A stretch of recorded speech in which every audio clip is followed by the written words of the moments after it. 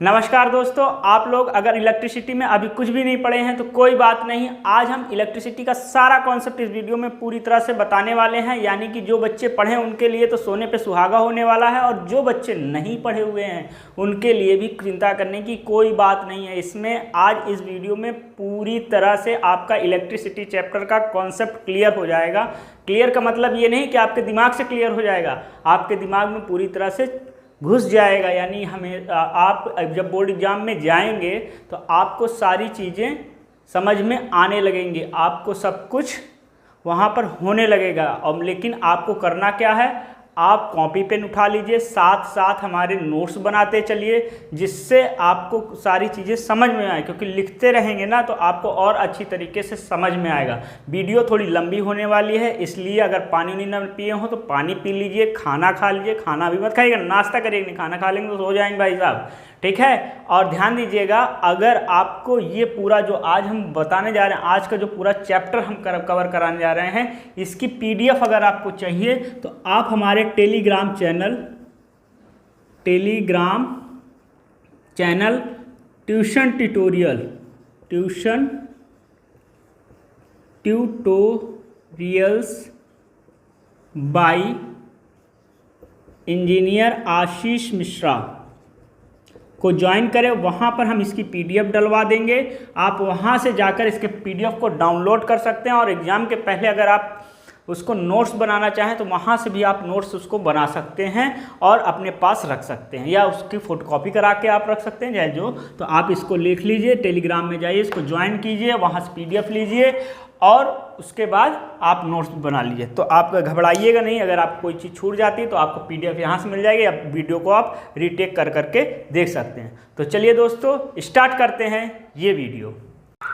तो दोस्तों, हम लोग इलेक्ट्रिसिटी को पढ़ने से पहले हम लोगों को पढ़ना होगा इलेक्ट्रिक चार्ज। अब आपके मन में है कि चार्ज क्या है, इलेक्ट्रिक चार्ज क्या है। जैसा कि आप लोग जानते हैं कि आपको बताया गया था मैटर के बारे में। क्या बताया था? Anything which can occupies space and having volume is known as matter. यानी कोई भी चीज़ जिसमें जो जगह घेरे और जिसका आयतन हो वो कहलाता है क्या? मैटर, ठीक है। तो मैटर की एक और प्रॉपर्टी होती है, वो प्रॉपर्टी क्या होती है कि it is a property of a matter which attract और रिपल अदर मटेरियल। यानी किसी भी मटेरियल को अट्रैक्ट करने या रिपल करने की जो प्रॉपर्टी होती है, जो गुण होता है, उसी को बोलते हैं इलेक्ट्रिक चार्ज। यानी इलेक्ट्रिक चार्ज जो होता है वो मैटर की प्रॉपर्टी होती है, यानी मैटर की प्रॉपर्टी होती है जो किसी भी मटेरियल को या तो अट्रैक्ट करता है या तो रिपल करता है। अब मेरे प्यारे दोस्तों, जो इलेक्ट्रिक चार्ज होता है वो दो तरह के होते हैं, एक पॉजिटिव चार्ज होता है और एक निगेटिव चार्ज होता है। पॉजिटिव चार्ज में क्या होता है? पॉजिटिव चार्ज में हमारा होता है डिफिशियंसी ऑफ इलेक्ट्रॉन। क्या होता है? डिफिशियंसी ऑफ इलेक्ट्रॉन, यानी इलेक्ट्रॉनों की कमी होती है, ठीक है। जब इलेक्ट्रॉनों की कमी होगी तो वहाँ पर हमारा क्रिएट होगा पॉजिटिव चार्ज, ठीक है। निगेटिव चार्ज में क्या होता है? Excess of electron, excess of electron is known as negative charge. यानी जब इलेक्ट्रॉन ज़्यादा आते हैं, यानी कि आपको हम बता दें, यहाँ पर करते हैं, यहाँ पर क्या है, जैसे सोडियम होता है हमारे पास। क्या होता है? सोडियम। तो सोडियम आइसोलेटेड एटम में क्या होता है? 11 इलेक्ट्रॉन होते हैं, 11 एटॉमिक नंबर, 11 इलेक्ट्रॉनिक नंबर भी होते हैं और 11 इलेक्ट्रॉन्स भी होते हैं। यानी इसको जो डिवाइड करेंगे 2, 8 और 1 में डिवाइड करेंगे। ये केमिस्ट्री की बात है, लेकिन थोड़ा सा यहाँ पर हम आपको बता दें तो आउटर मोस्ट शेल में 1 इलेक्ट्रॉन्स होते हैं, और यही इलेक्ट्रॉन क्या होता है? स्टेबल होने के लिए इस इलेक्ट्रॉनों का लॉस करना पड़ता है सोडियम को, और जब इसका लॉस कर देता है तो यहाँ पर हमारे पास क्या होता है? हमारे पास केवल 10 इलेक्ट्रॉन्स बचते हैं और यहाँ पर पॉजिटिव चार्ज आता है। अब बात आती है कि पॉजिटिव चार्ज क्यों आता है। देखिए, होता क्या है कि जैसे यहाँ पर क्या है, जितना हमारा एटॉमिक नंबर होता है उतना ही नंबर ऑफ प्रोटॉन होता है। ये आपने केमिस्ट्री में पढ़ा होगा। तो यानी यहाँ पर तो क्या है, यहाँ पर 11 हमारे पास प्रोटॉन है और 11 ही हमारे पास इलेक्ट्रॉन है। तो टोटल ओवरऑल 0 आ गया, यानी यहाँ पर कोई भी चार्ज नहीं है। लेकिन जब यहाँ पर आया तो यहाँ पर क्या हुआ कि प्रोटॉन तो हमारे पास 11 रहे, ठीक है, दिख रहा है। प्रोटॉन तो 11 रहे, लेकिन यहाँ पर हुआ क्या, यहाँ पर एक इलेक्ट्रॉन इन्होंने दे दिया, लॉस कर दिया, तो इनके पास बचा 10 इलेक्ट्रॉन। 11 में से 10 गया, इसमें आएगा निगेटिव, इसमें आएगा पॉजिटिव, तो यहाँ पर हमारा पॉजिटिव साइन आ गया। यही पॉजिटिव साइन हमारा कहलाया पॉजिटिव चार्ज, यानी यहाँ पर हमारा पॉजिटिव चार्ज हुआ। इसका मतलब यहाँ पर क्या हुआ, deficiency of electron is known as positive charge, और एक्सेस ऑफ इलेक्ट्रॉन, यहाँ पर हम बात बताते हैं, इसका एग्जांपल लेते हैं। जैसे कि क्लोरीन हमारे पास होता है, क्लोरीन का एटॉमिक नंबर 17 होता है, इसका अगर इलेक्ट्रॉनिक कन्फिग्रेशन करेंगे तो 287 होगा, यानी पहले कक्षा में 2 इलेक्ट्रॉन, दूसरे कक्षा में दूसरे सेल में 8 इलेक्ट्रॉन, और थर्ड सेल में, कक्षा का मतलब सेल होता है, ठीक है, दूसरा कक्षा में समझ लीजिएगा। तो पहला हमारे पहले सेल में 2 इलेक्ट्रॉन, दूसरे में 8 इलेक्ट्रॉन, तीसरे में 7 इलेक्ट्रॉन। तो इसको जो है अपने ऑक्टेट को पूरा करने के लिए 8 इलेक्ट्रॉन की आवश्यकता होगी, यानी अपने घर को मतलब स्टेबल होने के लिए 1 इलेक्ट्रॉन की ज़रूरत होगी। तो जो ये सोडियम 1 इलेक्ट्रॉन लॉस किया, वो कहीं ना कहीं तो जाएगा ना, वो इसके पास आ जाता है, ठीक है, जहाँ इसको मिलेगी जगह वहाँ आ जाएगा। यहाँ आ गया तो यहाँ पर अब हो जाएगा, यहाँ पर हमारा 17 एटॉमिक नंबर है, यहाँ पर फिर 2 8 और 8 आ जाएगा, यहाँ पर निगेटिव चार्ज आ जाएगा। वैसे ही जैसे कि अभी हम बताया, यहाँ पर क्या हुआ, 17 प्रोटॉन थे और 17 इलेक्ट्रॉन भी थे, तो ओवरऑल 0 आ गया था। यहाँ पर क्या होगा, यहाँ पर 17 तो प्रोटॉन होंगे और यहाँ पर 18 इलेक्ट्रॉन होंगे, क्योंकि 1 इलेक्ट्रॉन और ज़्यादा आ गया, यानी इसमें हम ये भी कह सकते हैं गेन ऑफ इलेक्ट्रॉन होता है। क्या होता है, गेन ऑफ इलेक्ट्रॉन होता है। और यहाँ पर क्या होता है, यहाँ पर मेरे प्यारे दोस्तों लॉस ऑफ इलेक्ट्रॉन होता है। क्या होता है, लॉस ऑफ इलेक्ट्रॉन होता है। इस वजह से यहाँ पर इतना पॉजिटिव है, इतना निगेटिव है, तो ओवरऑल एक निगेटिव इलेक्ट्रॉन, एक निगेटिव चार्ज आ जाता है। इस वजह से यहाँ पर निगेटिव चार्ज होता है, यहाँ पर पॉजिटिव चार्ज होता है। तो टाइप ऑफ चार्जेस में क्या हुआ, 2 तरह के हमारे चार्ज के टाइप होते हैं, एक पॉजिटिव चार्ज होता है, एक निगेटिव चार्ज होता है। पॉजिटिव चार्ज में डिफिशियंसी ऑफ इलेक्ट्रॉन होता है और निगेटिव चार्ज में एक्सेस ऑफ इलेक्ट्रॉन होता है, यानी इसमें लॉस ऑफ इलेक्ट्रॉन होगा, इसमें गेन ऑफ इलेक्ट्रॉन होगा। पूरा एग्जाम्पल हमने बता दिया। ये रहा चार्ज। अब हम लोग बात करेंगे प्रॉपर्टी ऑफ चार्जेस के बारे में। तो देखिए प्रॉपर्टी ऑफ चार्जेस होता क्या है, प्रॉपर्टी ऑफ चार्जेस होता क्या, देखिए प्रॉपर्टी 2 तरह की होती है यहाँ पर। अब आप ही बताइए, आप किसकी ओर अट्रैक्ट होंगे, बॉयज़ की ओर कि गर्ल्स की ओर, ठीक है। आप अगर पॉजिटिव चार्ज है तो पॉजिटिव चार्ज को अट्रैक्ट नहीं करेगा, वो रिपल करेगा। निगेटिव चार्ज को अट्रैक्ट नहीं करेगा, वो रिपल करेगा। और जो हमारे पास अपोजिट चार्जेस होते हैं वो एक दूसरे को अपनी ओर अट्रैक्ट करते हैं। यानी जो प्रॉपर्टी होती है, property of charges, property of charges में क्या होगा कि यहाँ पर 2 प्रॉपर्टी होती है। पहली प्रॉपर्टी क्या होती है कि like charges ripple each other, ठीक है। Like charges ripple each other, यानी जो एक जैसे चार्ज होते हैं वो एक दूसरे को रिपल करते हैं। यानी कि अगर हमारे पास पॉजिटिव चार्ज है और यहाँ पर पॉजिटिव चार्ज है तो इन दोनों के बीच में रिपल्सन होगा। क्या होगा, रिपल्सन होगा, यानी रिपल करेंगे। और अगर निगेटिव चार्ज है तो भी ये रिपल करेगा। क्या करेगा, रिपल करेगा। उसके बाद जो दूसरी प्रॉपर्टी यहाँ पर है कि अनलाइक चार्जेस, ये क्या होगा, अनलाइक चार्जेस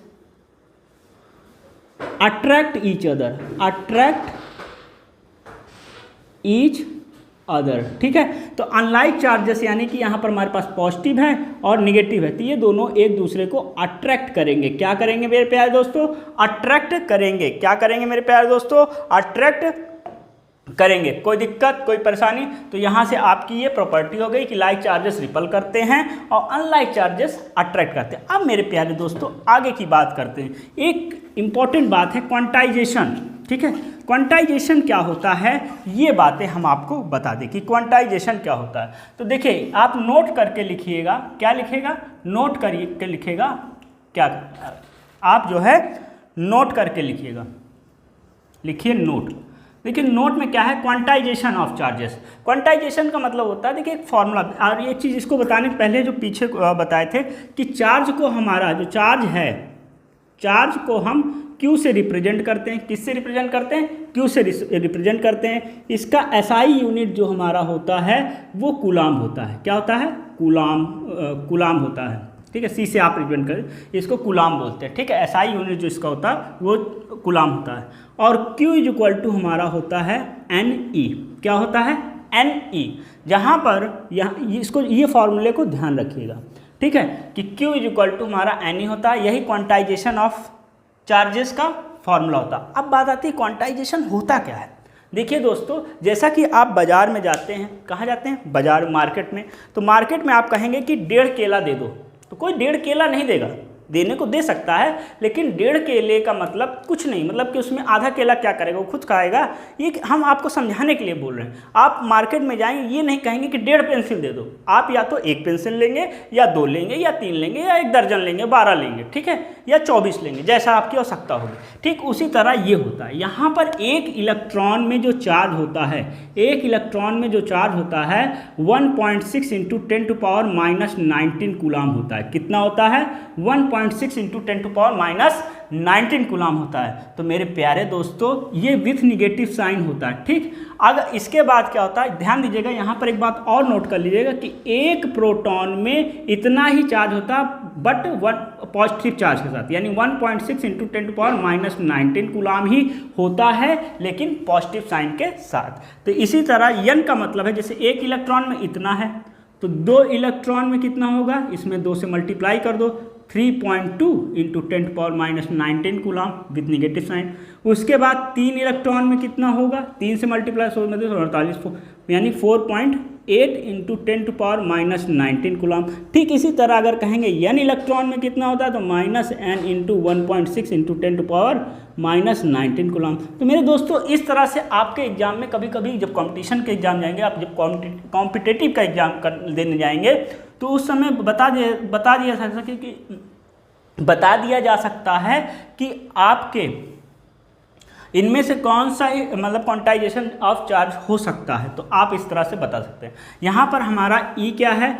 E हमारा है यही चार्ज की वैल्यू 1.6 इंटू 10⁻⁻19 कूलाम है, और n हमारा क्या है? नंबर ऑफ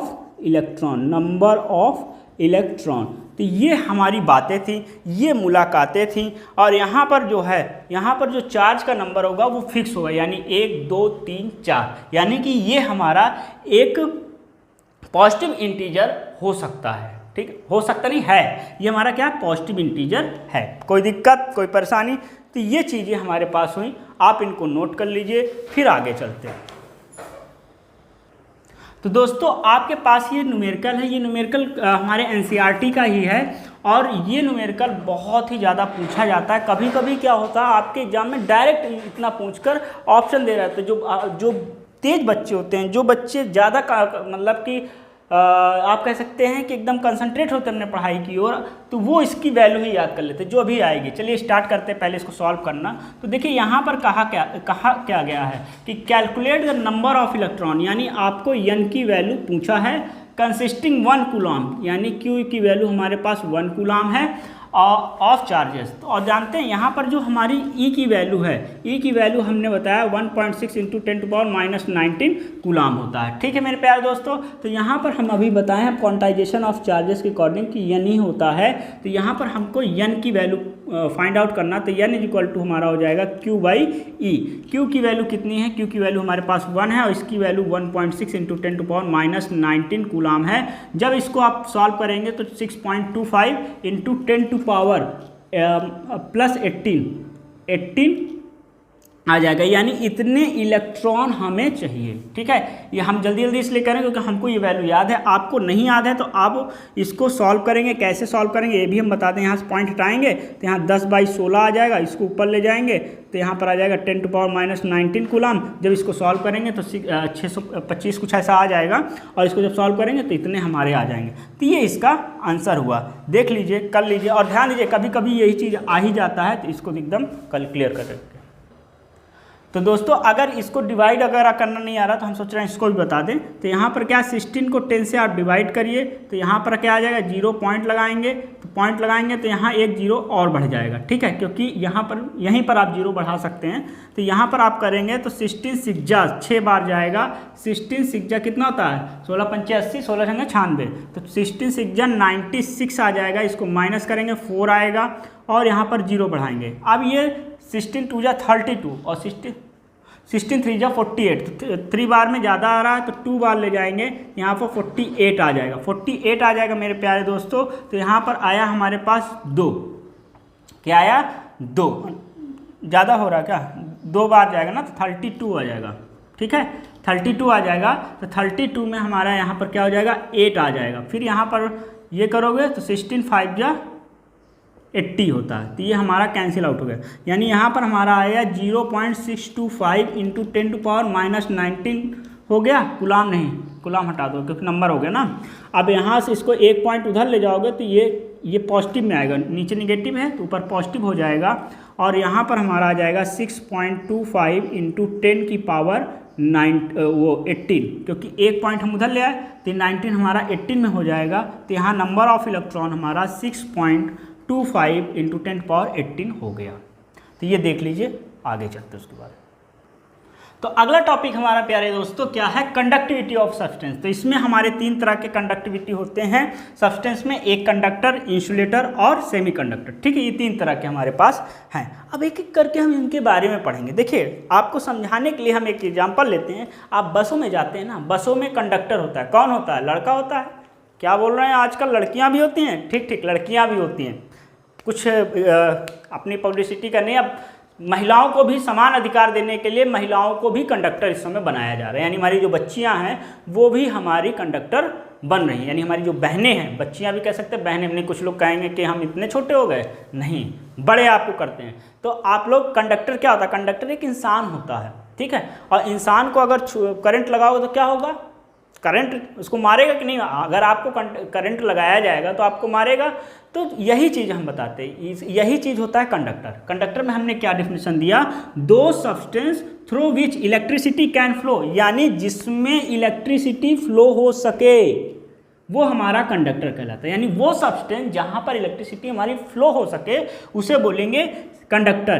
कंडक्टर में हमारा सिल्वर हो गया, कॉपर हो गया, ये सारी चीज़ें हमारी कंडक्टर कहलाती है। अब आता है सेमी कंडक्टर। क्या होता है, those which allow only small amount of current, यानी स्मॉल अमाउंट ऑफ करंट अगर पास होगा तो उसे बोलेंगे इंसुलेटर, यानी सेमी कंडक्टर। सेमी कंडक्टर में होता क्या है कि small amount of current pass होता है। अब बात आती है, इसके बारे में आप अभी डिटेल में ना पढ़िए, हाई स्कूल इंटर में आपको डिटेल में, 12th में आपका एक चैप्टर ही है, उसमें पूरा सेमीकंडक्टर के बारे में डिस्कस किया जाएगा। तो वहाँ पर आप जानिएगा, आपको थोड़ा सा नॉलेज देने के लिए हमने यहाँ पर कर दिया, बता दिया कि those which allow only small amount of current, बहुत कम अमाउंट में करंट को पास कराता है तो उसे सेमीकंडक्टर बोलते हैं। और सेमीकंडक्टर हमारा होता है सिलिकॉन, ठीक है। अब इंसुलेटर में क्या होता है, कंडक्टर का जस्ट अपोजिट हमारा इंसुलेटर होता है। यानी इसमें बस आपको लिखना है electricity can not flow is known as insulator. अगर आपके एग्जाम में आता है कि व्हाट इज इंसुलेटर, तो आप बताएंगे the substance through which electricity can not flow is known as insulator. और इसमें क्या होता है, ग्लास होता है, रबड़ होता है, इत्यादि, ये सभी चीज़ें हमारे इंसुलेटर कहलाता है। तो आपको कंडक्टर के बारे में भी समझ में आ गया, सेमीकंडक्टर के बारे में समझ में आ गया, इंसुलेटर के बारे में समझ में आ गया। तो दोस्तों अब इसके आगे की बात, अगला टॉपिक हम लोग स्टार्ट करें। तो अगला टॉपिक हमारा है इलेक्ट्रिसिटी। इलेक्ट्रिसिटी का मतलब होता है बिजली, सिंपल सी बात है, बिजली जो आपके घरों में आती है। और ये दो तरीके के हमारे होते हैं, एक स्टैटिक इलेक्ट्रिसिटी और दूसरा करंट इलेक्ट्रिसिटी। स्टैटिक इलेक्ट्रिसिटी क्या होता है कि वो इलेक्ट्रिसिटी जहाँ पर चार्ज हमारा जो होता है वो रिमेन एट रेस्ट होता है, यानी कि चार्ज हमारा रेस्ट में हो।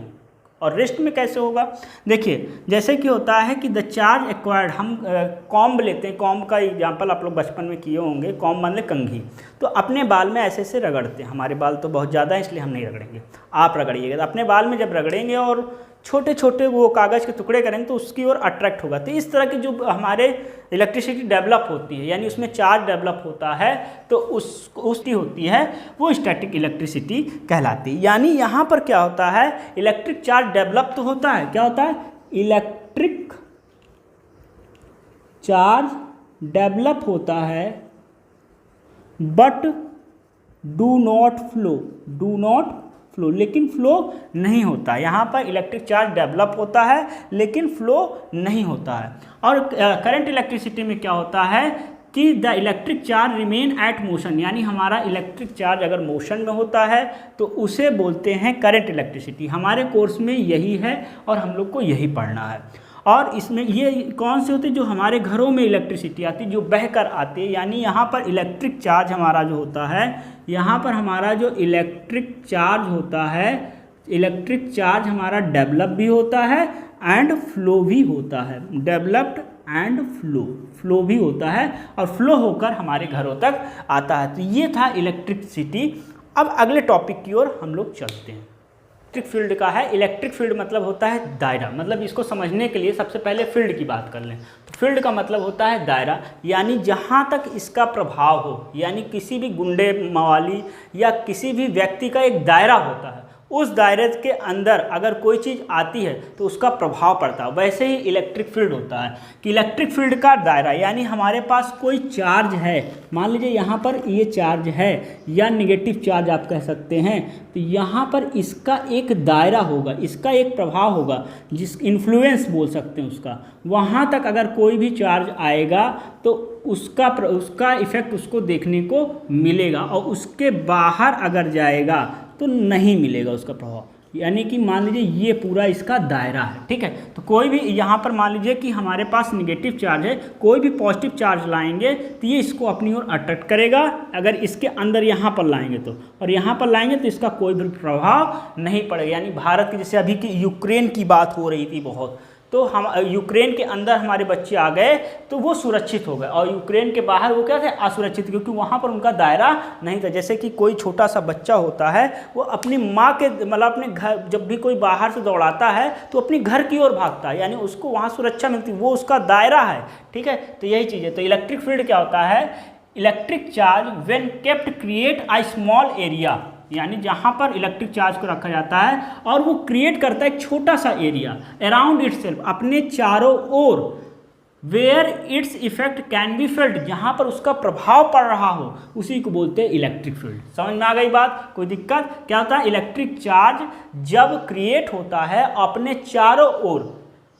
चारों ओर एक छोटा सा एरिया बना लेता है या बड़ा एरिया बना लेता है, जहाँ तक उसका प्रभाव काम करता है, उसी को हम बोलते हैं क्या, इलेक्ट्रिक फील्ड। अब हम लोग अगला टॉपिक देखते हैं।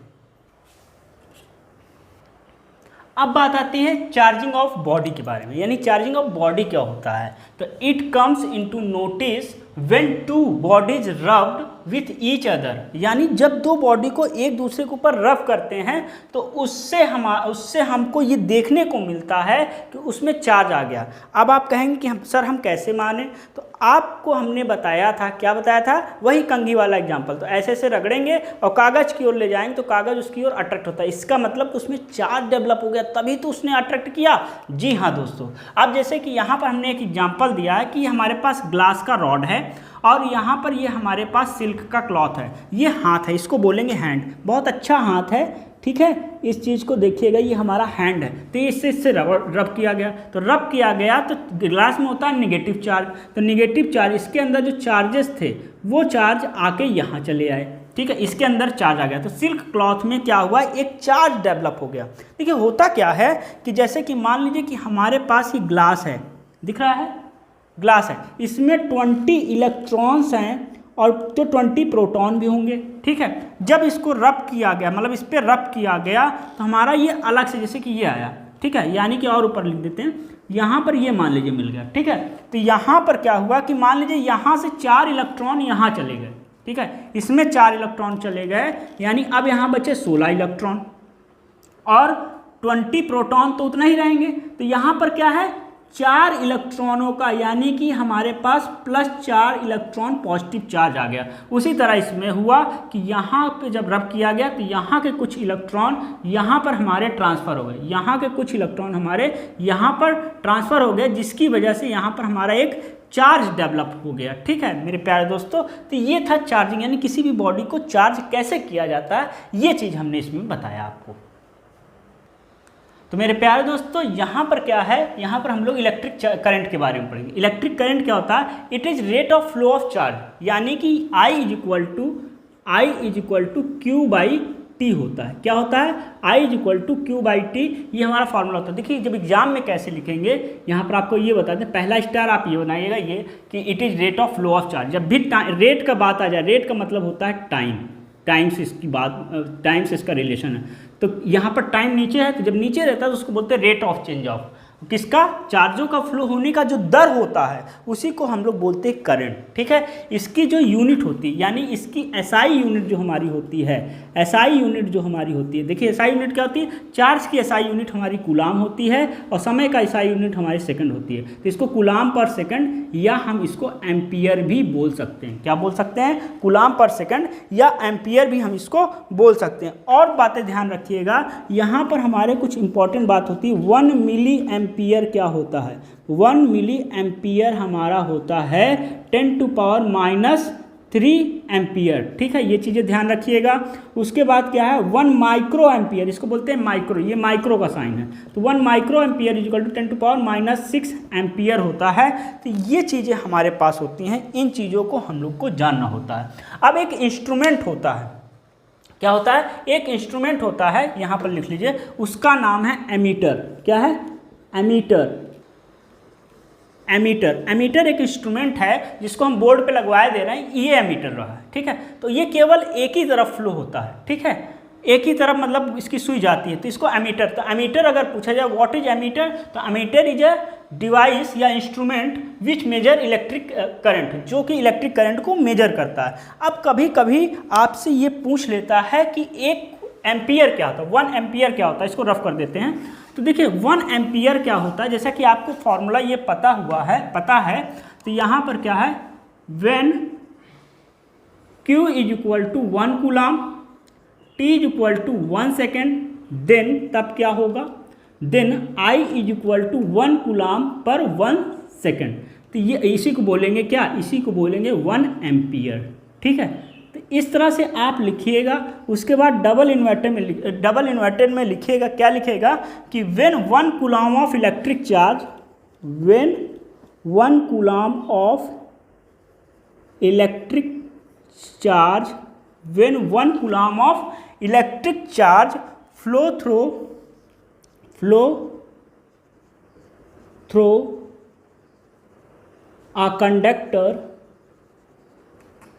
a conductor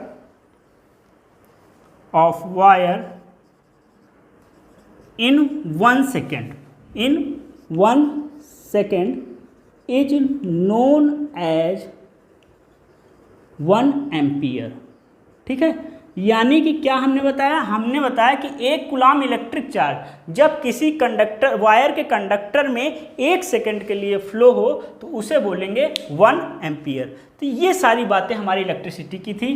अब हम लोग अगला टॉपिक की ओर देखिए, हमको इलेक्ट्रिक पोटेंशियल पढ़ना है। अब इलेक्ट्रिक पोटेंशियल और पोटेंशियल डिफरेंस। देखिए होता क्या है कि हमारे पास कोई चार्ज यहाँ पर ऑलरेडी होता है, मतलब एक इलेक्ट्रिक फील्ड हमारे पास ऑलरेडी होती है। ये चार्ज की वजह से इलेक्ट्रिक फील्ड डेवलप हो जाएगी और फिर हम लोग को करना क्या होगा, इन्फिनिटी से हमें किसी यूनिट चार्ज को यहाँ तक लाना होगा। ये हमारे पास पॉइंट 1 है। ठीक है, तो यहाँ तक लाने में अगर यहाँ पर हमारा नेगेटिव चार्ज है और हम पॉजिटिव चार्ज को लाएंगे तो ये अपनी ओर अट्रैक्ट करेगा। ठीक है, और इसको लाने में हमारे पास मतलब इस यहाँ तक पहुँचाने में भी हमको कुछ ना कुछ कार्य करना पड़ेगा ना, मतलब ये अट्रैक्ट तब करेगा जब इसके फील्ड के अंदर आएगा। ठीक है दोस्तों, और अगर फील्ड के अंदर नहीं, इसके फील्ड के पास लाएंगे और ये भी पॉजिटिव और ये भी पॉजिटिव अगर होगा तो ये रिपल करेगा, अभी हमने पीछे बताया। ठीक है, तो ये जो हम वर्क डन के यानी NCERT में बताया गया है कि इलेक्ट्रिक पोटेंशियल क्या होता है, it is a work done in moving unit positive charge, यानी कि यूनिट पॉजिटिव चार्ज को इन्फिनिटी से इस सर्टेन पॉइंट तक लाने, मतलब इलेक्ट्रिक फील्ड के किसी सर्टेन पॉइंट तक लाने में जो वर्क डन करना पड़ता है उसी को इलेक्ट्रिक पोटेंशियल कहते हैं। ये हमारा NCERT में कहा गया है। तो यानी हम यहाँ से कोई यूनिट पॉजिटिव चार्ज को यहाँ तक लाए और हमने W1 वर्क डन किया और फिर इसको फिर लाए इस पॉइंट तक, तो यहाँ पर हमने क्या किया, W2 वर्क डन किया, यहाँ पर W1 वर्क डन किया और इसकी वजह से यहाँ पर पोटेंशियल जो जनरेट हुआ वो V1 हुआ और यहाँ पर पोटेंशियल जो जनरेट हुआ वो हमारा V2 जनरेट हो गया। ठीक है, अगर आप कहें तो यहाँ पर क्या होगा, देखिए यहाँ तक लाने में हमको ज़्यादा काम करना पड़ेगा एज कम्पेयर टू यहाँ तक। देखिए ये चीज़ें आपको मतलब जब इसको यहाँ तक लाएंगे तो ज़्यादा काम करेंगे, यहाँ तक लाएंगे तो कम काम करेंगे। दोनों में हम Q से डिवाइड कर दें, क्या कर दें, Q से डिवाइड कर दें, और W/Q ही हमारा होता है V1, इसको हम लिखे V1 और ये हमारा हो गया V2। यानी यहाँ पर पोटेंशियल ज़्यादा जनरेट होगा एज कंपेयर टू यहाँ पर। कोई दिक्कत, कोई परेशानी नहीं है। तो यहाँ पर क्या होगा, पोटेंशियल ज़्यादा जनरेट होगा एज कंपेयर टू यहाँ से। तो यहाँ से हमारा V = हो गया W/Q। V = क्या हो गया, W/Q। अब इसकी SI यूनिट जो हमारी होती है, SI यूनिट होती है जूल, क्या होता है, जूल पर कूलाम, जिसे हम बोल्ट भी बोलते हैं। क्या बोलते हैं, बोल्ट भी हम लोग बोलते हैं। अब आता है पोटेंशियल डिफरेंस। तो यानी इस पॉइंट से इस पॉइंट तक, दोनों पॉइंट, इस पॉइंट से इस पॉइंट तक लाने में जितना वर्क डन करना होता है, इसको बोलते हैं पोटेंशियल डिफरेंस। तो आइए चलते हैं पोटेंशियल डिफरेंस को पढ़ने। तो पोटेंशियल डिफरेंस क्या होता है, जैसा कि अभी हमने इलेक्ट्रिक पोटेंशियल बताया, तो यहाँ पोटेंशियल डिफरेंस क्या होता है, ये भी एक तरह का वर्क डन होता है।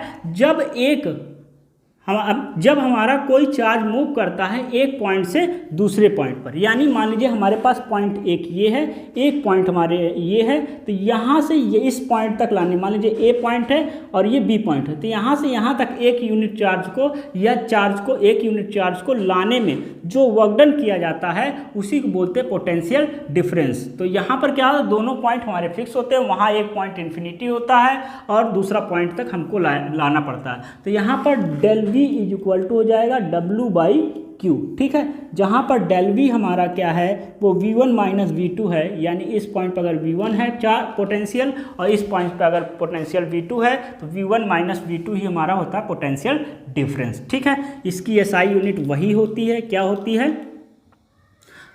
जूल पर कूलाम, जिसे हम लोग बोल्ट भी कहते हैं, ठीक है मेरे प्यारे दोस्तों। कोई दिक्कत, एक चीज़ और नोट करके लिखिएगा, देखिए दिख रहा है यहाँ पर एक चीज़ और नोट करके लिखिएगा, दिख रहा है यहाँ पर, ठीक है, कि इलेक्ट्रॉन की जो डायरेक्शन होता है, जो हम लोग मानते हैं कन्वेंशनल करंट में, यानी जो हम लोग करंट यूज कर रहे हैं, जो हम करते हैं, वो कन्वेंशनल की ही बात होती है। अभी हम आगे बताएंगे कन्वेंशनल और नॉन कन्वेंशनल जो हमारे करंट होते हैं वो क्या होते हैं, ये अभी हम आगे डिस्कस करने वाले हैं। तो इलेक्ट्रॉन का जो डायरेक्शन होता है वो हमारा नेगेटिव टू पॉजिटिव होता है। क्या, नेगेटिव टू पॉजिटिव की ओर होता है साइन। और हमारे पास जो करंट का डायरेक्शन होता है, जो कन्वेंशनल करंट होता है, उसकी बात हम कर रहे हैं, तो पॉजिटिव टू नेगेटिव होता है, पॉजिटिव टू नेगेटिव उसका डायरेक्शन होता है। तो ये सारी बातें थी। अब हम लोग पढ़ने जा रहे हैं वोल्ट मीटर के बारे में। तो देखिए वोल्ट मीटर क्या होता है, ये एक इंस्ट्रूमेंट होता है जिससे हम पोटेंशियल डिफरेंस को मेजर करते हैं, ठीक है। पिक आपके सामने लगा हुआ है, ये हमारा वोल्ट मीटर का पिक है, ठीक है। अब इसको जो जोड़ते हैं रेजिस्टेंस के साथ, हम पैरेलल में जोड़ देते हैं वोल्ट मीटर को। यहाँ पर हमारा वोल्ट मीटर लगा हुआ है, ठीक है। अब यहाँ से पूछा जाता है कि 1 वोल्ट क्या हो, तो आप जानते हैं हम लोग जानते हैं V = W/Q, यानी डेल V = W/Q। अगर W हमारा 1 जूल हो जाए और Q हमारा 1 कूलाम हो जाए, तो V = 1 जूल पर कूलाम होगा, जिसे हम 1 वोल्ट भी बोलते हैं। तो यहाँ से हम ये कह सकते हैं 1 volt is that potential difference, यानी 1 वोल्ट वो पोटेंशियल डिफरेंस है when 1 coulomb of work done in 1 coulomb of work done, ये गलत लिख गया है लग रहा है। तो 1 वोल्ट क्या होता है, 1 volt is that potential difference when 1 joule of work done in 1 coulomb of charge from 1 point two another, यानी 1 कूलाम चार्ज को एक पॉइंट से दूसरे पॉइंट तक, यानी मान लीजिए एक पॉइंट ये है, एक पॉइंट ये है, ये हमारा हायर पोटेंशियल, ये लोअर पोटेंशियल। तो लोअर पोटेंशियल से हायर पोटेंशियल की ओर 1 कूलाम चार्ज को लाने में अगर 1 जूल वर्क डन होता है, तो उसे बोलते हैं 1 वोल्ट। और इस तरह से इसको जोड़ा जाता है पैरेलल से। ये सारी बातें आपके सामने हो गई। अब चलते हैं अगले टॉपिक पे। तो दोस्तों यहाँ पर हमने टाइप ऑफ करंट की बात करते थे। एक हमारा कन्वेंशनल होता है, एक होता है इलेक्ट्रॉनिक। तो कन्वेंशनल करंट ही हम लोग यूज करते हैं, उसी को मानते हैं, और ये फ्लो होता है पॉजिटिव चार्ज की ओर, और यहाँ पर ये फ्लो ऑफ इलेक्ट्रॉन्स होते हैं, ठीक है। इलेक्ट्रॉन यानी निगेटिव चार्ज की ओर फ्लो करता है। यहाँ पर पॉजिटिव टर्मिनल से निगेटिव टर्मिनल आउटर सर्किट की ओर फ्लो होता है। ये हमारा निगेटिव से पॉजिटिव चलता है। ये हमारा केवल थ्योरेटिकली ये होता है, और ये हमारा प्रैक्टिकली होता है और थ्योरेटिकली नहीं होता। तो हम लोग यूज इसी करेंगे। तो ये हमको हल्की सी जानकारी थी जो आपको देनी थी, तो यही वाला हम लोग को यूज करना है, तो ये इसको आप ध्यान में रखिएगा।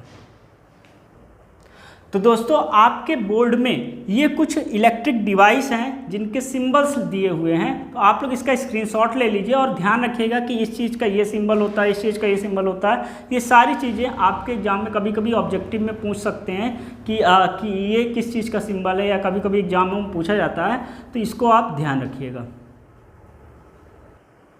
तो मेरे प्यारे दोस्तों, इलेक्ट्रिक सर्किट की बात आती है। तो इलेक्ट्रिसिटी क्या होता है? A continuous conducting path between the terminal of a source of electric charge and other electrical component along which the electric circuit. जैसा कि आपको फिगर में देखा है कि एक क्लोज इलेक्ट्रिक पाथ होता है, ठीक है, मतलब क्लोज इलेक्ट्रिक पाथ होता है, मतलब दो सोर्सों के बीच में, ठीक है। तो जैसा कि फिगर में दिखा, ये पूरा कॉन्टिन्यूअस जो पाथ होता है इलेक्ट्रिक फील्ड का, उसी को बोलते हैं इलेक्ट्रिक सर्किट, ठीक है। ये दो तरह के होते हैं, क्लोज इलेक्ट्रिक सर्किट होता है, एक ओपन इलेक्ट्रिक सर्किट होता है। क्लोज वाले का फिगर ये हम लगाए दे रहे हैं, ये देखिए, ये क्लोज, ये जो है हमारा क्लोज सर्किट का फिगर है। और मतलब यहाँ पर क्या, स्विच को बंद कर दे, जब स्विच को मतलब कि चालू कर दे, इसको चालू बोलेंगे, तो वो हमारा क्लोज इलेक्ट्रिक पाथ, यानी कि यहाँ पर बल्ब ग्लो करेगा, देखिए ग्लो कर रहा है। उसके बाद क्या है, ओपन इलेक्ट्रिसिटी का, ओपन इलेक्ट्रिक करंट का फिगर ये है। और यहाँ पर क्या है, यहाँ पर स्विच ऑन होगा तो वहाँ पर करंट फ्लो नहीं होगा, और उसको बोलेंगे इलेक्ट्रिक सर्किट, ठीक है। तो ये हमारा था। तो दोस्तों कभी कभी मेरे बच्चे हमसे प्रश्न करते हैं रिहोस्टेट क्या होता है। रिहोस्टेट एक वेरिएबल रेजिस्टेंस होता है, ठीक है। जैसा कि फिगर आप देख सकते हैं कि रिहोस्टेट क्या होता है, एक वेरिएबल रेजिस्टेंस, यानी यहाँ पर हम रेजिस्टेंस को वेरी करते हैं, यानी जैसे जैसे आप देख रहे हैं कि हम उसको करके, मतलब उसके लेंथ को इंक्रीज और डिक्रीज करके हम लोग यहाँ पर रेजिस्टेंस को वेरी कर सकते हैं, रेजिस्टेंस को बढ़ा सकते हैं और घटा सकते हैं। तो रिहोस्टेट क्या होता है, एक वेरिएबल रेजिस्टेंस उसमें क्रिएट करते हैं। जितना ज़्यादा लेंथ होगा, इसका मतलब क्या, लेंथ इंक्रीज करेंगे तो रेजिस्टेंस इंक्रीज होगा, लेंथ डिक्रीज करेंगे तो रेजिस्टेंस डिक्रीज होगा। यानी जो ये प्रिंसिपल है ये डिपेंड कर रहा है लेंथ ऑफ द वायर में। तो ये हमारा रिहोस्टेट हो गया। अब हम लोग आगे चलते हैं। तो दोस्तों अगला हमारा क्या है, व्हाट इज गैल्वेनोमीटर। तो देखिए गैल्वेनोमीटर क्या होता है, फिगर आपके सामने लगा हुआ है कि ये स्मॉल करंट मेजरिंग इंस्ट्रूमेंट होता है, यानी छोटे छोटे करंटों को मेजर करने के लिए हम गैल्वेनोमीटर का यूज करते हैं। ये एक सीरीज डिवाइस होता है और यहाँ पर क्या है, ये हमारे डायरेक्शन ऑफ करंट को भी डिटेक्ट करता है, ठीक है। तो ये हमारा होता है गैल्वेनोमीटर। अब हम लोग सबसे इंपॉर्टेंट टॉपिक ओम्स लॉ में चल रहे हैं। देखिए इसके बाद जो टॉपिक है बहुत इंपॉर्टेंट, इसको वेरी वेरी इंपॉर्टेंट आप लिख सकते हैं। क्या लिख सकते हैं, इसको आप वेरी वेरी इंपॉर्टेंट लिख सकते हैं। और मेरे दोस्तों इसको आप एकदम याद रखें, जैसे अभी हमको याद है कैसे, according to the Ohm's law at constant temperature the current flow in a conductor is directly proportional to the potential difference across its end। यही चीज़ें लिखी हुई, इसको आप अपने दिमाग में याद रखिएगा कि according to this law at constant temperature current flowing through a circuit is directly proportional to the potential difference applied across end। यानी कि इन्होंने बताया कि जो पोटेंशियल डिफरेंस होगा, क्या होगा, जो पोटेंशियल डिफरेंस होगा किसी भी सर्किट का, वो डायरेक्टली प्रोपोर्शनल हमारा किसका होगा, करंट के होगा, यानी V is directly proportional to I। लेकिन यहाँ पर कंडीशन अप्लाई है कि हमारा टेम्परेचर जो है, क्या हमारा जो टेम्परेचर है वो कांस्टेंट होना चाहिए। क्या होना चाहिए, कांस्टेंट होना चाहिए। तो यहाँ पर हम अगर प्रोपोर्शनलिटी साइन हटाते हैं तो एक हमारा कांस्टेंट आता है जिसको हम बोलते हैं R, यानी कि ये हमारा होता है रेजिस्टेंस। क्या होता है, रेजिस्टेंस इसको बोल सकते नहीं, ठीक है। तो यहाँ से हमारा क्या आया कि V/I इज इक्वल टू हमारा R होगा। क्या होगा, V/I is equal to R होगा। R हमारा रेजिस्टेंस है जिसकी चर्चा हम थोड़ी देर बाद करते हैं। अब ध्यान दीजिएगा, कभी कभी क्या होता है, ग्राफ की बात कर लेते हैं। तो देखिए यहाँ पर हमारे पास V है और यहाँ पर हमारे पास I है। तो अगर यहाँ पर ओम्स लॉ फॉलो करेगा तो ये एक स्ट्रेट लाइन मिलेगा। ध्यान दीजिएगा, ये ओम्स लॉ फॉलो करेगा। क्या करेगा, ओम्स लॉ फॉलो करेगा। और उसके बाद यहाँ पर हमारे पास अगर एक ग्राफ है, यहाँ पर हमारे पास V है, यहाँ पर हमारे पास I है। अगर ओम्स लॉ नहीं फॉलो करेगा, यानी टेम्परेचर हमारा बढ़ेगा या घटेगा, तो वहाँ पर हमारा इस तरह का कर्व आ जाएगा। यहाँ पर ओम्स लॉ जो है, ओम जी का जो लॉ है वो फॉलो नहीं करेगा। तो ये सारी बातें थी। अब हम लोग चलेंगे कि रेजिस्टेंस क्या है, रेजिस्टेंस का बात करना। दोस्तों अब हम लोग रेजिस्टेंस की बात करेंगे। तो ये रेजिस्टेंस होता क्या है? ये रेजिस्टेंस जैसे कि आप फ्रिक्शन जानते होंगे, फ्रिक्शन क्या करता है, वो मोशन को आगे बढ़ने यानी लोगों को आगे बढ़ने से रोकता है। तो इसी तरह हमारे पास रेजिस्टेंस क्या होता है, रेजिस्टेंस हमारी कंडक्टर की एक प्रॉपर्टी होती है जो कि फ्लो ऑफ करंट को अपोज करता है, यानी करंट को फ्लो होने से रोकता है। ठीक है, जैसे मोशन होने से, बॉडी का मोशन होने से रोकने के लिए रोकता कौन है, फ्रिक्शन। तो उसी तरह यहाँ पर क्या है, रेजिस्टेंस क्या होता है, ये हमारा कंडक्टर की एक प्रॉपर्टी होती है जो कि फ्लो ऑफ करंट को अपोज करता है, यानी फ्लो ऑफ करंट को फ्लो होने से रोकता है। ठीक है, इसको हम लिख सकते हैं V = IR होता है, तो R = हमारा होता है V/I, जो कि अभी हम लोगों ने पढ़ा। अब इसकी यूनिट क्या आती है, यूनिट हमारी होती है बोल्ट, क्या होती है, बोल्ट पर यूनिट एम्पियर। ठीक, बोल्ट पर एम्पियर इसका ये होता है, यूनिट होती है, जिसे हम लोग ओम भी बोलते हैं। क्या बोलते हैं, ओम। ये हमारा ओम का सिंबल होता है, इसको बोलते हैं ओम। तो अभी कभी कभी पूछ लेता है कि क्या होता है 1 ओम। ठीक है, तो यहाँ पर क्या है कि when V = 1 volt, I = 1 ampere, तो यहाँ से R = हो जाएगा 1 वोल्ट बाई 1 एम्पियर, जिसको हम लिख सकते हैं 1 ओम। तो 1 ओम क्या है, resistance is set to be 1 ohm. Resistance को हम 1 ओम कहेंगे when 1 volt of potential difference which allow 1 ampere current flowing through it. यानी कि जब 1 ओम वो रेजिस्टेंस है जब 1 वोल्ट पोटेंशियल डिफरेंस के लिए हमको 1 एम्पियर करंट की आवश्यकता होती है, तो उसी को बोलते हैं 1 ओम रेजिस्टेंस। तो ये हमारा 1 ओम रेजिस्टेंस हुआ।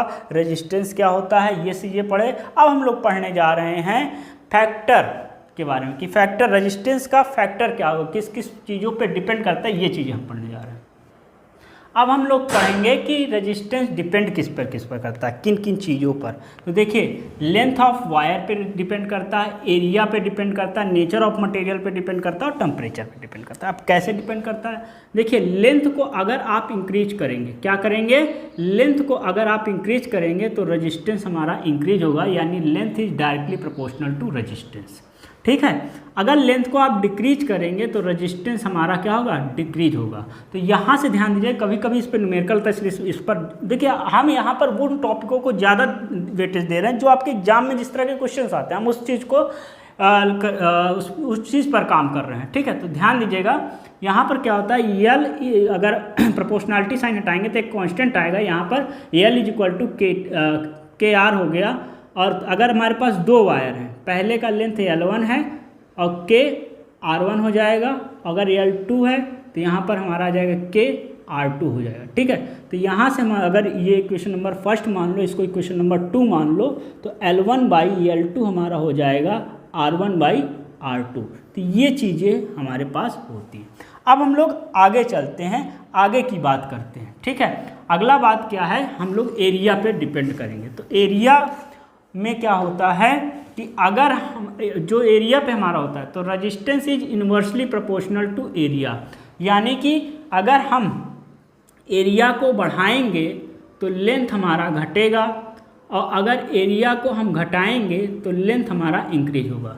यहाँ से जब हम इसकी प्रोपोर्शनलिटी साइन हटाएंगे तो एक कांस्टेंट आएगा, कांस्टेंट बाई A लिख सकते हो। अगर मान लो अलग अलग वायर की बात हो रही है तो वहाँ पर R1 और दूसरी वायर हो जाएगी, तो यहाँ पर R1 = K/A1 हो जाएगा, और यहाँ पर R2 बराबर K/A2 हो जाएगा। यानी 2 वायरों की बात करेंगे अलग अलग वायरों की, तो पहले वाले का अगर रेजिस्टेंस R1 है तो R1 = K/A1, और R2 है तो R2 = K/R2 हो जाएगा, वो A2 हो जाएगा। तो यहाँ से R1/R2 = हो जाएगा K/A1 अपॉन K/A2। इसका हमारा इसके साथ होगा और इसका हमारा इसके साथ होगा। तो यहाँ से K/A1 × A2/K हो जाएगा, ये कट जाएगा। तो A2/A1 ये हमारा R1/R2 का रिलेशन हो जाएगा। तो इसको भी आप नोट कर लीजिएगा। अब तीसरी बात आती है नेचर ऑफ मटेरियल। तो इस पर डिपेंड करेगा, बस इतना ही इसमें जानिए कि इस पर डिपेंड करेगा। और आगे जब छोटी छोटी जब वीडियो बनाएंगे तो वहाँ पर इसको डिटेल्स सारी चीज़ें समझा लेंगे। बस अभी आप जाइए वन शॉट में समझिए कि ये डिपेंड करेगा, बस इतना ही आपके एग्जाम में पूछा जाएगा। अब बात आती है टेम्परेचर। टेम्परेचर इंक्रीज करने पर रेजिस्टेंस हमारा इंक्रीज हो जाता है, टेम्परेचर को डिक्रीज करने पर रेजिस्टेंस हमारा डिक्रीज हो जाता है। ठीक है, तो ये हमारा फैक्टर था जिसके बारे में हमने आपसे बात की। अब हम लोग चलते हैं स्पेसिफिक रेजिस्टेंस की ओर। तो दोस्तों अब हम लोग स्पेसिफिक रेजिस्टेंस और रेजिस्टिविटी के बारे में बात करने जा रहे हैं। तो देखिए अभी हमने पीछे आपको दो रिलेशन बताया कि R is directly proportional to L और R is inversely proportional to A। तो यहाँ पर इन दोनों की बातें एक ही है, चाहे रेजिस्टिविटी आपके एग्जाम पूछे चाहे स्पेसिफिक रेजिस्टेंस। अभी आपके लिए दोनों बातें मतलब बहुत माइन्यूट सा डिफरेंस है जो बाद में बात करेंगे। अभी आपको अगर दोनों पूछे तो आपको एग्जाम में वही लिखना, क्योंकि हम आपके एग्जाम के पॉइंट ऑफ व्यू से बता रहे हैं। तो R is directly proportional to A, इसको इक्वेशन नंबर 1 मान लो, इसको इक्वेशन नंबर 2 मान लो। तो यहाँ से ये किए R is directly proportional L/A हो जाएगा। और यहाँ पर जब प्रोपोर्शनलिटी साइन हटाएंगे तो यहाँ एक कांस्टेंट आएगा, यहाँ पर कांस्टेंट आएगा रो, इसको बोलते हैं रो। ठीक है, तो R is equal to rho by A आ गया। और यही रो हमारा क्या है, यही रो हमारा है स्पेसिफिक रेजिस्टेंस या रजिस्टिविटी बोल सकते हैं, यही इसको बोलेंगे रजिस्टिविटी। ठीक है, अब यहाँ से होगा क्या मेरे प्यारे दोस्तों, यहाँ से होगा क्या कि रो इज इक्वल टू हो जाएगा RA/L। ठीक है, कोई दिक्कत। अब ये हमारा हो गया फॉर्मूला। अब इसकी SI यूनिट बात कर लें, SI यूनिट की बात कर लें, सब पॉइंट वाइज आप लिखते जाइएगा। तो R की होती है ओम, एरिया की हमारी होती है मीटर स्क्वायर अपॉन लेंथ की मीटर, इससे ये कट गया तो ओम मीटर इसकी SI यूनिट हो गई। अब यहाँ से हम इसका डिफिनेशन कभी कभी मतलब पूछेगा डिफिनेशन क्या होगा, तो when A is equal to 1 metre square, L is equal to 1 metre, then यहाँ पर पुट करिए तो रो इज इक्वल टू हमारा आ जाएगा R। ठीक है, तो यहाँ से हमारी डिफिनेशन क्या बन गई, जो हम लोग डिफिनेशन बनाएंगे कि द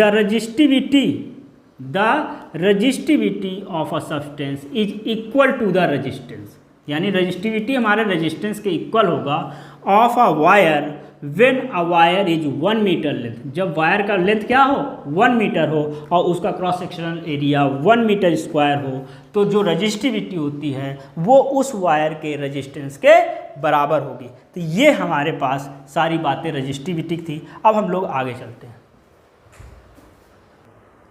तो दोस्तों अब हम लोग कॉम्बिनेशन ऑफ रेजिस्टेंस की बात करते हैं। तो इसमें दो तरह से हम रेजिस्टेंसों का कॉम्बिनेशन करते हैं, एक सीरीज करते हैं, दूसरा हम पैरेलल करते हैं। ठीक है, सीरीज में क्या होता है, 2 और more resistance are connected end to end, यानी कि हम मान लीजिए कि हमारे पास एक रेजिस्टेंस ये है, ये हमारे पास क्या है, एक रेजिस्टेंस है R1 और दूसरा हमारे पास रेजिस्टेंस है, ये हमारे पास रेजिस्टेंस है R2। ठीक है, अगर ये पॉइंट उठाकर यहाँ पर जोड़ दें तो इसको बोलेंगे सीरीज कनेक्शन।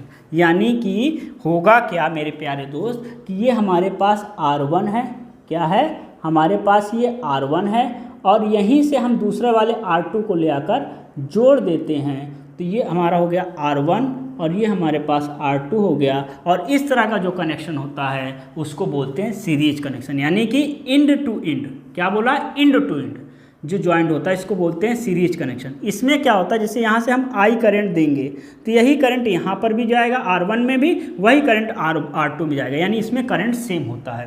पोटेंशियल डिफरेंस जो होता है यहाँ पर हमारा V1 पोटेंशियल डिफरेंस होगा, तो यहाँ पर हमारा V2 पोटेंशियल डिफरेंस होगा, यानी पोटेंशियल डिफरेंस इसमें चेंज होता है। अब आती है पैरेलल कनेक्शन में। तो पैरेलल कनेक्शन में क्या होता है, 2 और more resistance are connected between the same point, यानी कि यहाँ से इस इंड से हमने स्टार्ट किया तो यहाँ पर आया, उसके बाद जो है यहाँ से फिर आए तो ये हमारे पास दूसरा आया, यानी इंड टू इंड इसका मतलब इसमें क्या होता है कि इसका एक पॉइंट इससे जुड़ेगा और इससे जुड़ेगा, और यहाँ पर ये मान लीजिए R1 है और ये हमारे पास R2 है, तो इसको ले आकर यहाँ पर मान लीजिए एक पोटेंशियल डिफरेंस से जोड़ दिए। तो यहाँ पर क्या होता है, यहाँ से जब मान लीजिए करंट आई जा रहा है, तो ये करंट यहाँ डिवाइड हो जाएगा, यहाँ पर I1 आ जाएगा और यहाँ पर I2 आ जाएगा, और पोटेंशियल यहाँ पर अगर V है तो यहाँ पर भी V होगा, यानी दोनों में V का पोटेंशियल डिफरेंस होगा, और यहाँ पर V हमारे पास है।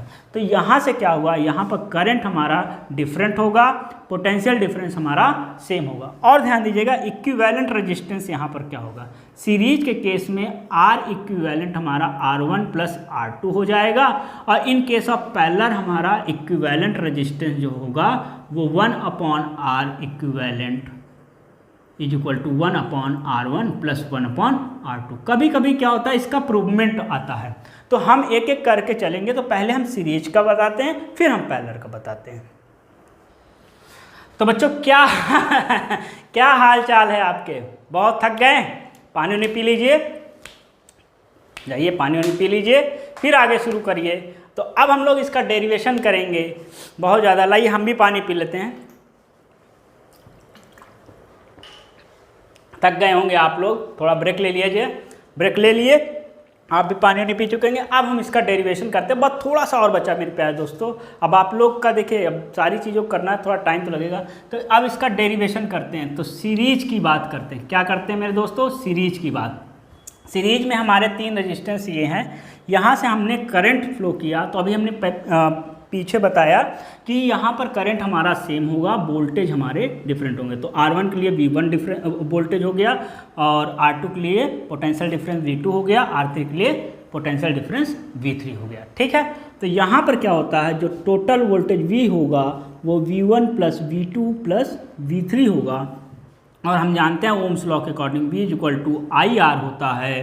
ठीक है, तो यहाँ पर इक्विवेलेंट अगर जाएगा तो यहाँ पर IR इक्विवेलेंट हो जाएगा, और V1 में हमारा करंट I जा रहा है, रेजिस्टेंस R1 है, तो IR1 हो जाएगा।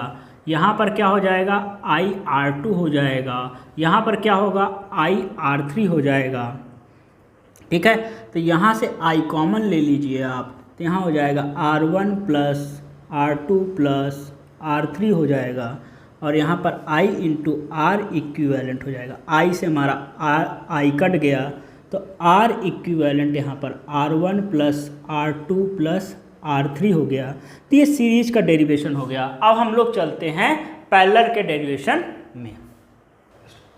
तो देखिए अब हम लोग पैरेलल के डेरिवेशन के बारे में पढ़ने जा रहे हैं। ठीक है, कि पैरेलल का डेरिवेशन कैसे होगा। तो देखिए यहाँ से अगर हमारा I करंट निकलता है, यहाँ से हमारा I करंट निकलता है, तो ये हमारे पास जंक्शन होता है।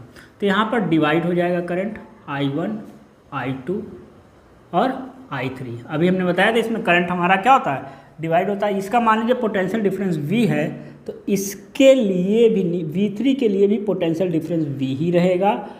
यहाँ पर भी हमारा V ही पोटेंशियल डिफरेंस रहेगा, यहाँ पर भी हमारा V ही पोटेंशियल डिफरेंस रहेगा। तो यहाँ पर क्या है, करंट हमारा डिवाइड हुआ, यानी कि I इज इक्वल टू हमारा हुआ I1 plus I2 plus I3। हम जानते हैं V is equal to IR होता है, तो यहाँ से I इज इक्वल टू हो जाएगा V अपॉन R। ठीक है, पोटेंशियल डिफरेंस सेम है, तो यहाँ पर I के लिए हम लिख सकते हैं V अपॉन R इक्विवेलेंट।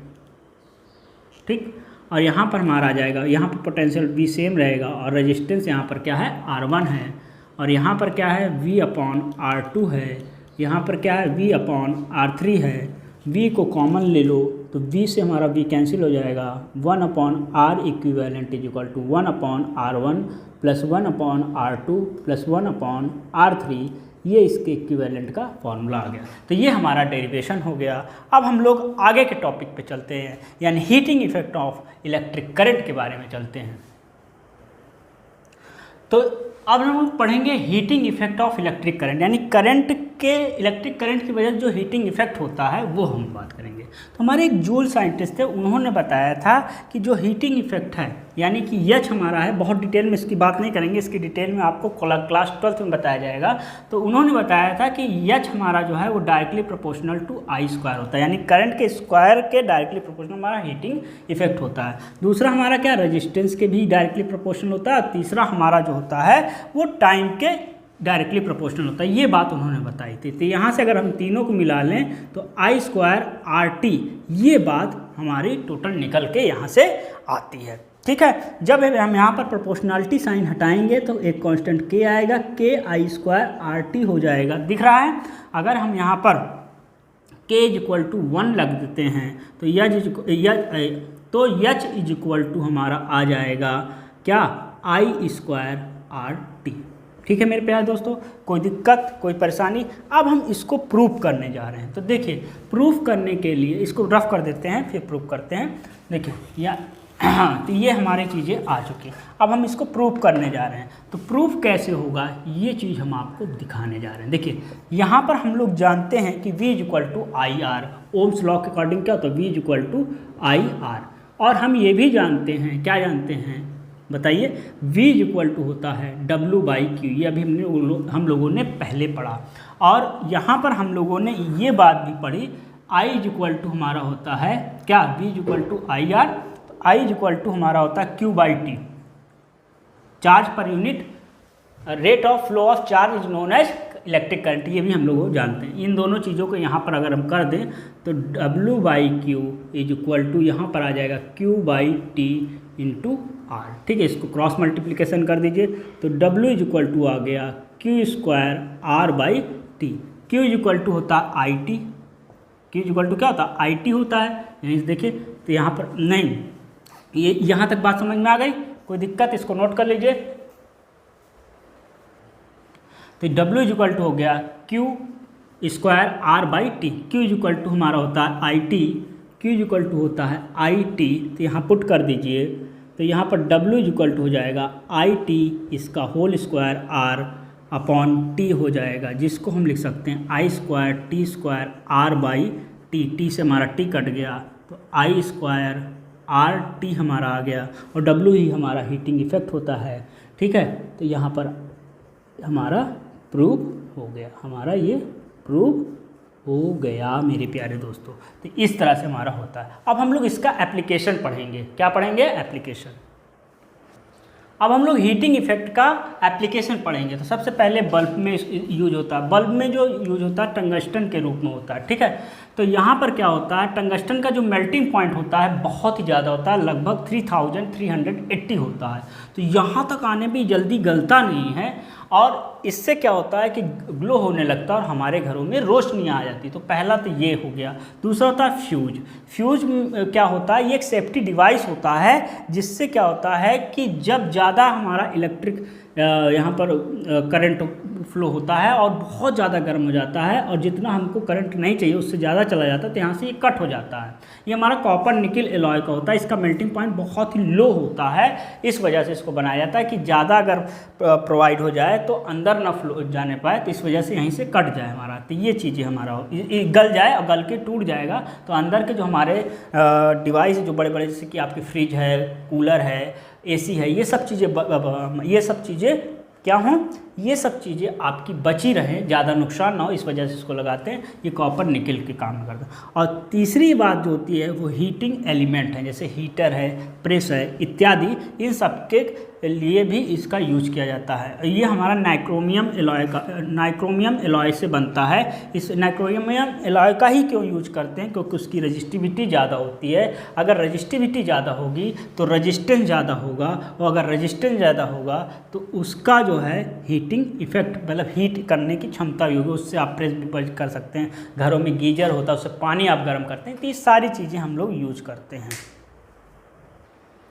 तो हम लोग अब बात करते हैं इलेक्ट्रिक पावर की। तो मेरे दोस्तों, हमने वर्क डन का वीडियो बनाया, वहाँ पर हमने पावर समझाएगा, तो वही पावर यहाँ पर होगा। यानी पावर बराबर होता है work done per unit time.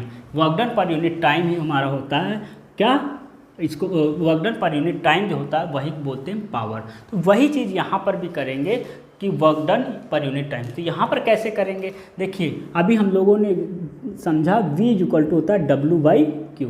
V is equal to क्या होता है, W बाई क्यू होता है। कोई दिक्कत? तो यहाँ से हमारा जो W आएगा, W हमारा आ जाएगा V अपॉन क्यू। ठीक है, तो इसकी वैल्यू हम ले जाकर यहाँ पर पुट कर देते हैं। तो P इज इक्वल टू हमारा आ जाएगा V क्यू अपॉन T आ गया। और V अपॉन T क्या होगा, हाँ V अपॉन T नहीं, यहाँ पर आप आएंगे तो Q अपॉन टी ये आ गया इंटू वी हो गया। और वी क्यू अपॉन टी क्या होता है, अभी हमने पढ़ाया ना, I is equal to Q by T. ठीक है, क्यू बाई टी का मतलब क्या हुआ, charge rate of flow of charge is known as electric current. तो इसकी जगह में हम लोग आई भी लिख सकते हैं। तो P इज इक्वल टू हो गया आई वी, यानी P इज इक्वल टू हम लिख सकते हैं वी आई भी लिख सकते हैं। तो ये हमारा पावर के फॉर्मूला आ गया। किसका फॉर्मूला आ गया, पावर का। अब ये एक फार्मूला हो गया। अब इसके आगे ओम्स लॉ के अकॉर्डिंग, यहाँ तक बात हो गई। अब उसके बाद क्या, according Ohm's law V is equal to हमारा होता है आई आर, इसकी वैल्यू यहाँ पुट कर दीजिए। तो P इज इक्वल टू हो गया आई आर आई। ठीक है, यहाँ पर ये इसको लिख सकते हैं V is equal to I square R लिख सकते हैं। ठीक है, तो ये हमारे पावर की बात हो गई। एक फार्मूला हमारे पास ये आ गया, एक फार्मूला हमारे पास ये आ गया, दो फार्मूला। देखिए अब एक चीज़ और हम लोग कर सकते हैं, क्या लिख सकते हैं, देखिए V इज इक्वल टू होता है आई आर, तो I इज इक्वल टू हो जाएगा, I इज इक्वल टू यहाँ पर लिख सकते हैं V अपॉन आर। तो in case of potential difference क्या लिख सकते हैं, P इज इक्वल टू हम लिख सकते हैं V स्क्वायर बटे R का स्क्वायर और इंटू R यहाँ पर लिख सकते हैं। तो R से हमारा R कैंसिल हो जाएगा, यानी कि P इज इक्वल टू हमारा आ गया, यहाँ से लिख देते हैं P इज इक्वल टू आ गया V स्क्वायर बाई R। ये हमारा तीसरा फार्मूला हो गया। ठीक है, तो ये हमारे पास तीन फार्मूला हो गया। अब यहीं से हम लोग इलेक्ट्रिकल एनर्जी की ओर चलते हैं। किसकी ओर चलते हैं, इलेक्ट्रिकल एनर्जी की ओर चलते हैं। यानी तीन फार्मूले इलेक्ट्रिकल एनर्जी के भी हमारे बनेंगे। अभी हम इन तीनों फार्मूले को एक तरफ लिख देते हैं, अभी यूज करेंगे हम लोग। P इज इक्वल टू हमारा आया वी आई, दूसरा आया P इज इक्वल टू क्या आया, आई स्क्वायर आर। ठीक है, दूसरा क्या आया था, आई स्क्वायर आर आया था। ठीक है, और तीसरा हमारा आया है P is equal to V square by R. अब हम लोग इलेक्ट्रिकल एनर्जी की ओर चलते हैं। कहाँ चलते हैं, इलेक्ट्रिकल एनर्जी की ओर। इलेक्ट्रिकल एनर्जी, आप हेडिंग डालिए इलेक्ट्रिकल एनर्जी। तो इलेक्ट्रिकल एनर्जी को हम लोग E से रिप्रेजेंट करते हैं। क्या, किससे रिप्रेजेंट करते हैं, E से। E इज इक्वल टू होता है P इंटू टी। क्या होता है, P इंटू टी। अब P की वैल्यू आप यहाँ पर पुट करिए। पहला हमारा वी आई है, तो यहाँ पर वी आई इंटू आई हो जाएगा। तो पहला जो हमारा इलेक्ट्रिकल एनर्जी आ जाएगा वो आई स्क्वायर नहीं, P इंटू टी होता, सॉरी P इंटू, देखिए इलेक्ट्रिकल एनर्जी हमारा जो होता है वो हमारा होता है E is equal to P into T होता है। क्या होता है, P इंटू टी होता है। P की वैल्यू हमारी क्या है, वी आई है, तो वी आई इंटू ये टी है भाई साहब, टी कर देंगे। तो पहला हमारा इलेक्ट्रिकल आया वी आई टी, हमारा ये पहला फार्मूला आ गया। दूसरा हमारा क्या होता है, दूसरा हमारा होता है आई स्क्वायर आर टी। तो दूसरा हमारा आ जाएगा यही आई स्क्वायर आर टी हो जाएगा। और तीसरा हमारा क्या है, V square by R into T. तो तीसरा हमारा, ये तीन हमारा इलेक्ट्रिकल एनर्जी का फार्मूला हो गया। पहला, ये दूसरा और ये हमारा तीसरा, ये तीन इलेक्ट्रिकल एनर्जी का फार्मूला हो गया। अब इसके बाद मेरे प्यारे दोस्तों हम लोग चलेंगे, ये तीनों फार्मूले याद कर लीजिएगा, इसको एच से भी डिनोट करते हैं। ठीक है, ये तीनों हमारे हीटिंग इफेक्ट ऑफ इलेक्ट्रिक, यानी जूल्स लॉ भी यही तीनों बातों को बताता है। तीनों बातें सेम है। ठीक है, इन चीज़ों को याद रखिए। अब हम लोग कॉमर्शियल यूनिट ऑफ एनर्जी की बात करते हैं, electrical energy. Commercial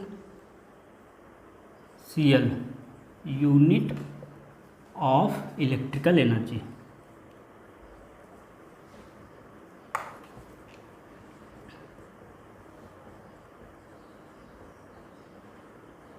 commercial unit of electrical energy. ठीक है मेरे प्यारे दोस्तों, अब हम लोग पढ़ेंगे commercial of electrical energy. Commercial का मतलब होता है व्यापार, यानी व्यापार में हम लोग किस यूनिट करते हैं, यानी आपके घर में जो आती है एनर्जी इलेक्ट्रिसिटी, उसको किससे हम लोग क्या करते हैं, मेजर करते हैं। तो देखिए इसके लिए हम लोग किलोवाट आवर यानी यूनिट कहते हैं ना, इतनी यूनिट आपके यहाँ यूज हुई बिजली, और उसके अकॉर्डिंग हम लोग पैसा देते हैं, तो वही होता है कॉमर्शियल यूनिट। इसकी कई यूनिट होती हैं, तो एक एक करके पहले हम आपको बता दें। देखिए एसआई यूनिट इसकी जो होती है वो जूल होती है। क्या होती है, जूल होती है। किसकी, इलेक्ट्रिक मतलब एनर्जी की। और उसके बाद सीजीएस यूनिट जो होती है, इसमें सीजीएस यूनिट अर्ग होती है, और सीजीएस यूनिट अर्ग होती है। और उसके बाद हीट की यूनिट जो हमारी होती है वो कैलोरी होती है। क्या होती है, कैलोरी होती है। उसी तरह कॉमर्शियल जो यूनिट होती है, जो हमारी कॉमर्शियल यूनिट होती है वो किलोवाट आवर होती है, किलोवाट आवर होती है। ठीक है, तो ये हम लोग इसको किलोवाट आवर में करते हैं, इसको यूनिट भी बोलते हैं, कॉमर्शियल यूनिट भी बोलते हैं। क्या बोलते हैं? कॉमर्शियल यूनिट भी बोलते हैं। ठीक है, तो इस यूनिट के अकॉर्डिंग हम लोग बात करते हैं कि हमारे पास 5 यूनिट आई, तो जो भी यूनिट उस सिटी में जो भी यूनिट का चार्जेस होता है उस स्टेट में या जहाँ भी उसका पावर स्टेशन जो भी लगाते हैं, तो उसी का जैसे 5 यूनिट का कितना हुआ, 10 यूनिट का कितना हुआ, 1 यूनिट का मान लो 5 रुपये है, तो 10 यूनिट आपने बिजली यूज की, तो 10 × 5 यानी कि 50 रुपये आपको देना पड़ेगा। ठीक है, अब एक बहुत ही इंपॉर्टेंट रिलेशन जिसको हमने वर्कडन में भी कराया है और यहाँ पर भी बताने जा रहे हैं, वो चीज़ क्या है? वो हमारा है रिलेशन बिटवीन, देखिए बहुत तेज़ी से आप कर रहे हैं, बस थोड़ा सा और बचा, घबराइए मत, खत्म होने वाला है। Relation between kilowatt hour and joule. Kilowatt hour और जूल के बीच में रिलेशन क्या होता है ये हम बताने जा रहे हैं।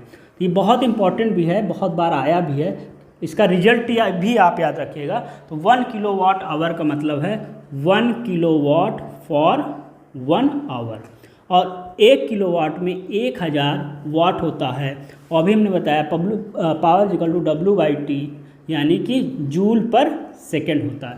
तो इसको हम लिख सकते हैं 1000 जूल पर सेकेंड, और 1 घंटे में 60 × 60 सेकेंड होते हैं। 1 घंटे में 60 मिनट होते हैं, 1 मिनट में 60 सेकेंड होते हैं, तो 60 × 60 सेकेंड हो गए। तो इसको मल्टीप्लाई कर लीजिए, 60 × 60 सेकेंड, सेकेंड से हमारा सेकेंड कट गया, 3 3 जा 36, 00 × 100, और इतना हमारा आ गया जूल, यानी कि 3.6 × 1 2 3 4 5 6 10⁻6 जूल, यानी 1 किलोवाट, क्या 1 kilowatt hour is equal to आता है 3.6 × 10⁻6 जूल। तो ये था पूरा इलेक्ट्रिसिटी का, इसको ध्यान दीजिएगा, इसको याद भी कर लीजिएगा, कभी कभी ऑब्जेक्टिव पूछा जाता है। ये पूरा आपका 1 शॉर्ट वीडियो था, सारी चीज़ें कवर किए हैं। अगर कुछ चीज़ें आपको लगती है कि हमने छोड़ दी हैं या आपको ना समझ में आई हो तो कमेंट सेक्शन में करिए। इसका जो न्यूमेरिकल पोर्शन है, आप लोग अगर इसमें प्यार दिए तो न्यूमेरिकल